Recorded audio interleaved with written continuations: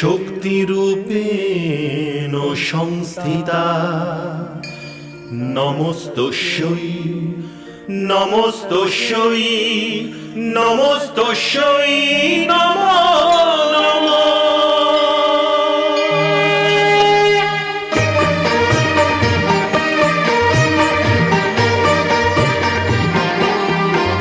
হে মা তুমি ভবতারিণী দুঃখ যজ্ঞ বিনাশিনী, হে মা তুমি ভবতারিণী দুঃখ যজ্ঞ বিনাশিনী, হে সর্বমন্ত্র মহিমা তুমি সর্বদানব ঘাতিনী, হে সর্বমন্ত্র মহিমা তুমি সর্বদানব ঘাতিনী, হে তারিণী হে তারিণী নারায়ণী নারায়ণী শক্তি তুমি শূলধারিণী শূলধারিণী।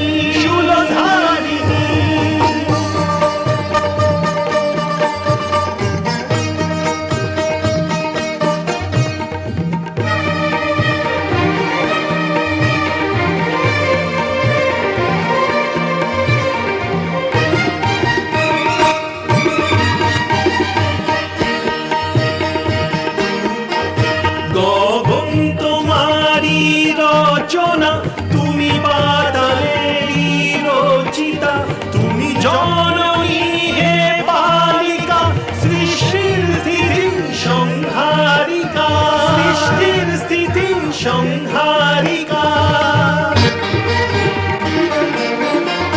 ঘন শ্যামর ভূপতিতে বিলীন তোমারি কল্পনা, শূন্য তুমি তুমি পূর্ণমা হে জগদ্ধাত্রী কালিকা, কাটায়নী সুরবর্ষিণী তুমি মহিষাসুর মর্দিনী, হে তারিণী হে তারিণী নারায়ণী নারায়ণী শক্তি তুমি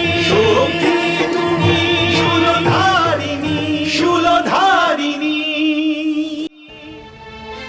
এখন মহিষাসুরের এই ইচ্ছে, দিন হলো কি না হলো, রাত হলো কি না হলো, দীপক জ্বললো কি না জ্বললো, মানব রান্না করে খাবার খাক বা না খাক, হে পদ্মনভ কিছু করুন, নইলে সারা সৃষ্টিতে অন্ধকার ছাড়া আর কিছু বাঁচবে না।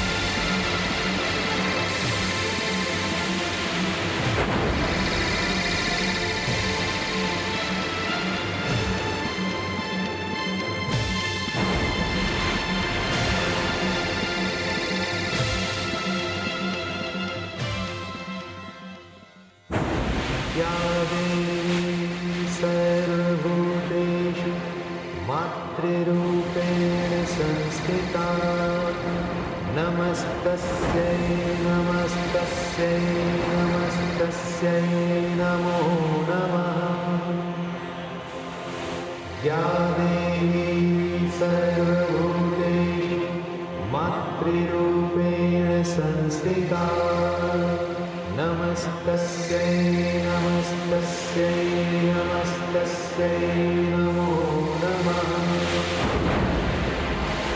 या देवी सर्वभूतेषु श्रद्धारूपेण संस्थिता नमस्तस्यै नमस्तस्यै नमस्तस्यै नमो नमः या देवी सर्वभूतेषु श्रद्धारूपेण संस्थिता नमस्तस्यै नमस्तस्यै नमस्तस्यै नमो नमः या देवी सर्वभूतेषु विद्यारूपेण संस्थिता नमस्तस्यै नमस्तस्यै नमस्तस्यै नमो नमः या देवी सर्वभूतेषु विद्यारूपेण संस्थिता नमस्तस्यै नमस्तस्यै नमस्तस्यै नमो नमः या देवी सर्वभूतेषु शक्तिरूपेण संस्थिता नमस्तस्यै नमस्तस्यै नमस्तस्यै नमो नमः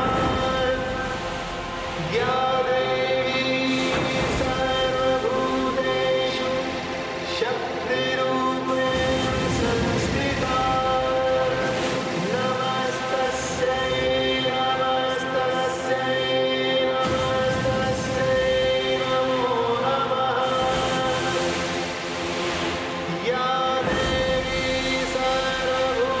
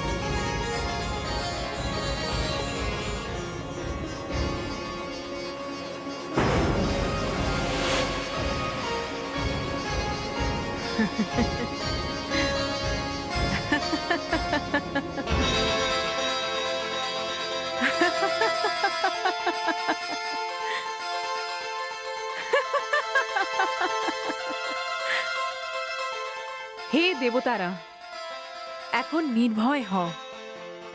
তোমাদের শত্রু মহিষাসুরের পাপের কলস ভরতে চলেছে। হে মহিষাসুর, সাবধান, আমি আসছি তোর অহংকার চুরমার করতে। তোর জন্ম ঘৃণা ও প্রতিশোধের ভাবনা থেকে হয়েছে। তোর জন্ম এই সংসারের জন্য অশুভ। তোকে তো এখন শেষ হতেই হবে, আর আমি তোকে সমাপ্ত করব। সাবধান মহিষাসুর, আমি আসছি।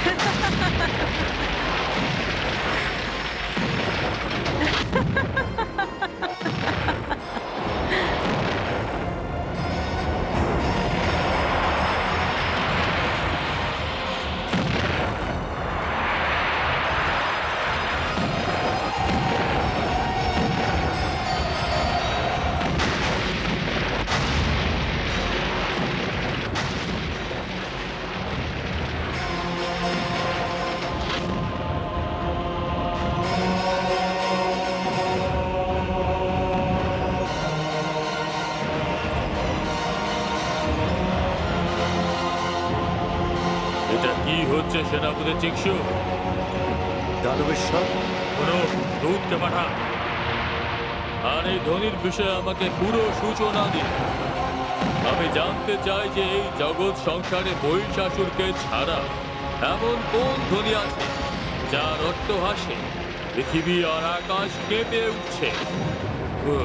যথাজ্ঞা দানবেশ্বর, আমি এখনই ওয়াসকালকে পাঠাচ্ছি। ওয়াসকাল, বলুন সেনাপতি। যাও গিয়ে দেখো যে এটা কোন মায়াবী শক্তি যাতে ইন্দ্রলোক এরকম দুলতে শুরু করছে। যাও। যথা আজ্ঞা। তাড়াতাড়ি যাও।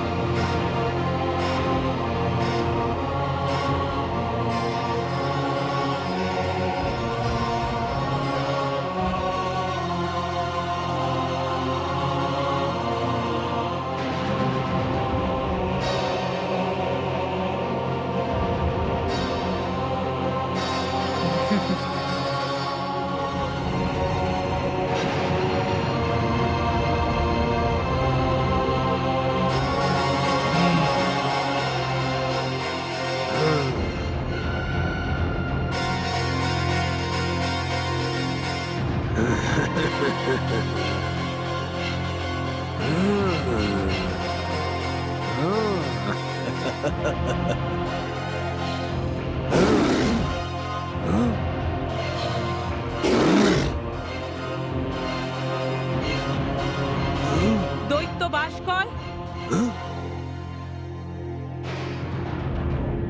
তুই একটা অসুর, তাই তোর কাছ থেকে আমি আর কোনোই মর্যাদার আশা করতেই পারি না।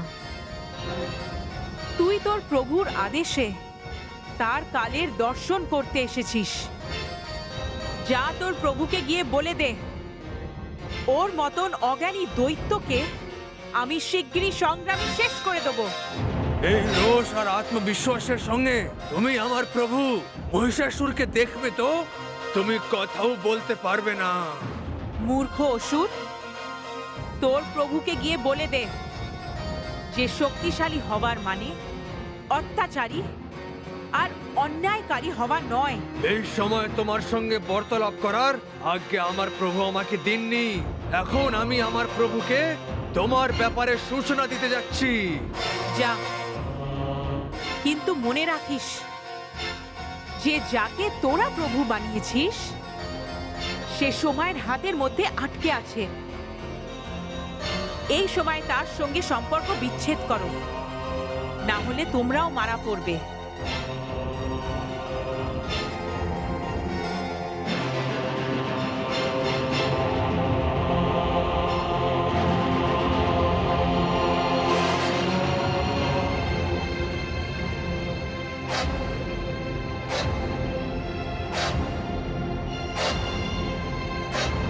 মহামন্ত্রী, দানবদেরও কি একজন সাধারণ মানুষের মতো একটা ছোট খবর আনার জন্য এত সময় লাগবে?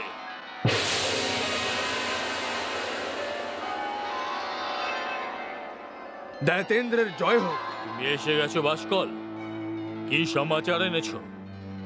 তুমি কি ওর গর্জন আর অট্টহাসির কোনো কারণ জেনেছো? হ্যাঁ দৈতেন্দ্র, উনি এক অত্যন্ত সুন্দর স্ত্রী। ওনার রূপ মনকে মুগ্ধ করা দেওয়ার মতো। উনি এখানে এক পর্বতে মন্দিরের উপরে উপস্থিত আছেন। আশ্চর্য, অতি আশ্চর্য। এক সুন্দরী মনমোহিনী স্ত্রীর মধ্যে এত অধিক শক্তি। দানব সম্রাট, আপনি তো নিজেই একজন শক্তির খনি। আপনার সামনে কোনো শক্তি টিকতে পারে কি? মহামন্ত্রী, আমি ওই সুন্দরী মনমোহিনী স্ত্রীর দর্শন করতে চাই। বাসকল যেভাবে ওনার রূপের প্রশংসা করছে, আমারও উচিত ওনার রূপের সম্মান করা।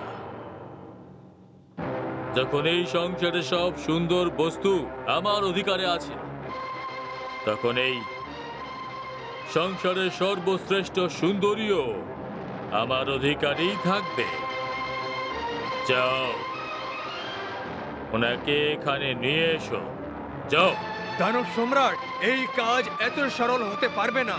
ওই স্ত্রী সিংহ বাহিনী অস্ত্র শাস্ত্রতে সুসজ্জিত। ওনার রূপ ও তেজের সামনে চোখ দাঁড়িয়ে যায়। মূর্খ দানব, সম্রাট মহিষাসুরের সম্মুখে একজন সাধারণ স্ত্রীর কি মূল্য? মনে হচ্ছে প্রকৃতি ওনাকে আমার জন্যই পাঠিয়েছে। যাও, আমার আদেশ পালন করো। মহামন্ত্রী, এ কাজ আমি আপনাকে দিচ্ছি।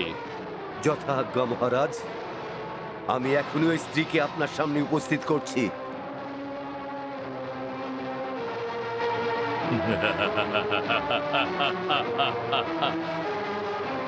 বিনাশ।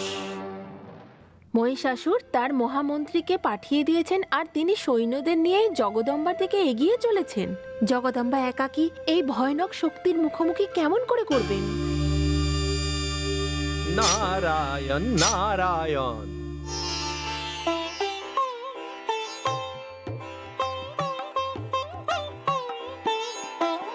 দেবীরা নিজেরা নারী হয়েও আপনাদের নারী শক্তির ওপর সন্দেহ হচ্ছে। দেবর্ষি, আমাদের সন্দেহ অকারণ নয়।